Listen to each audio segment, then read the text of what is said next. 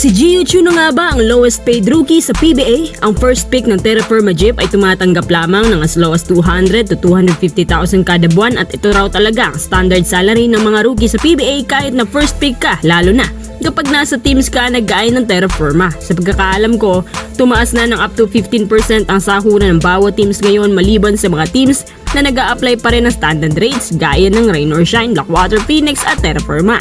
Ang ganito kababang sahod ang isa sa mga dahilan kung bakit maraming teams ang umaalis at nagkukumahog na umalis para lang hindi na magtagal sa umano'y sahod nightmare kada buwan. Pero dahil si Chu ay first pick kaya bawal pa siyang i-trade for the next 3 years bilang patakaran ng PBA.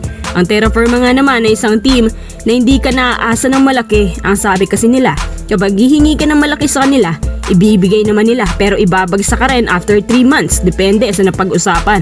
Pero teka, deserve ba ni Chu ang ganitong klaseng sahod sa PBA bilang first pick?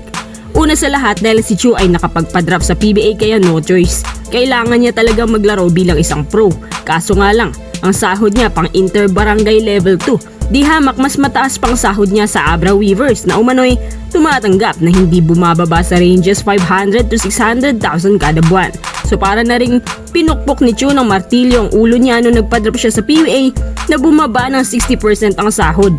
Yan ang pinakamalaking disadvantage kapag pumasok ka sa PBA. Masikip, pati sahod. Sa isang banda, ang advantage naman nito si Chu ay pwedeng makuha ng mga teams na nangangailangan ng big man. Kapag naging maganda ang performance niya at napunta sa mga caliber teams, pwede pa siyang sumahod ng at least 800k kada buwan. Instant overdrive agad na ang sahod. Yun nga ay kung makakapaghintay siya ng 3 taon. Plus yun nga ay kung mabilis siyang mag-improve. Ayon sa mga netizens, ang galawan ni Chu ay parang pinagsamang James Laput at Greg Slaughter. Mas matatangkad pa nga sila pero hindi masyadong umangat ang karera lalo na si Laput. Hanggang paposte-poste lang. Si Chu naman ang problema sa kanya, hindi shooter, wala akong jumpers, madaling itulak. Kaya kung tatanungin, deserve naman niya ang rookie deal na ibinigay ng Terra Firma noong huling araw. Pero dahil si Chu ay bata pa, hindi pa huli ang lahat para mag-improve. Tsaka ang bilis niya ngayon sa Abra, maraming oras panahon ang gugugulin para makasabay siya sa mga big man na matitibay sa PBA, especially sa mga caliber bigs. Sabi pa nga na ibang netizens, pinapahiran pa raw si Chu ng pulbo sa likod pero sa palagay ko, dito na magsisimula ang totoong laban sa PBA. Patigasan, patibayan ng biceps, triceps, pati mga binti at kasukasuhan. Matanggal man ang kilay ni Chu, dapat tibayan niya kanyang loob kasi hindi na biro dumipensa ang iba dyan.